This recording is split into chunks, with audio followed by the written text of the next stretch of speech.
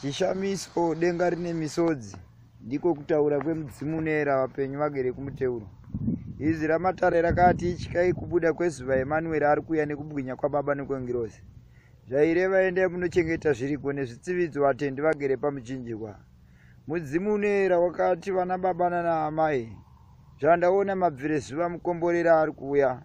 Kana muchinge makara pazviriko nezvitsividzo muchaenda kunokomborerwa. Asi nhau yangu huru iri kuvaprofiti vari kutumwa nemudzimu neera muzuva ranhasi. Muri kutumwa muchiita mashiripiti, muchiita zvisingarurame zvisingadiwe nababa, muchiunganidza vanhu nemakora muchiti manzwa mweya mutsvene. Izvi ramatare rakati ndataura nemweya yanachaminuka nayanagondorwa pano pasi. Saka yakazorodzwa nababa ino ndime yamuri kutsvaga, hamusi kutsvaga mudzimu neera, muri kutsvaga mweya yanachaminuka yekutaura nayo mumagungano. Izvi rakati kudenga uku kune jeri guru rasiyana nemajere pano pasi amunoona CVTV muchidya mugere mukati mazviri. Asi pamuchaenda kunoparira nyama nemweya wapostori kuri kunzi kune mutongi weJudhea anenge akamira kuimba yevanhu vatema.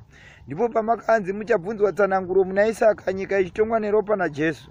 Saka ropa richatongwa vapostori riri kunzi ngarirurame vatendi vaMwari kuti pamucharongedzwa kunaka kumbiri yababa mugone kuchengetwa nehondo hwehwai.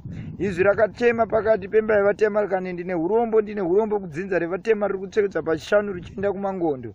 Ndiri kuti vakomana dzoredzanai mumavambo, dzoredzanai pashokwadi chababa. Denga rakati winini yesu pati ndiri pedo nemi. Zviri kushamisa denga pakati pekunamata muchitadzira ngirozi richikuonai. Ndatenda ana baba. Ibvai ipapo ana baba. Endai munodzora vanhu nekuda kwaMwari. Endai munodzora wai nekutaura kwakataurwa nababa Johani. Musaende kunobata anonzi makora pano pasi muchishevedza kuti matumwa nemweya mutsvene. Baba ari kuti kwete hamusvike kana muchinge madaro. Haleluya.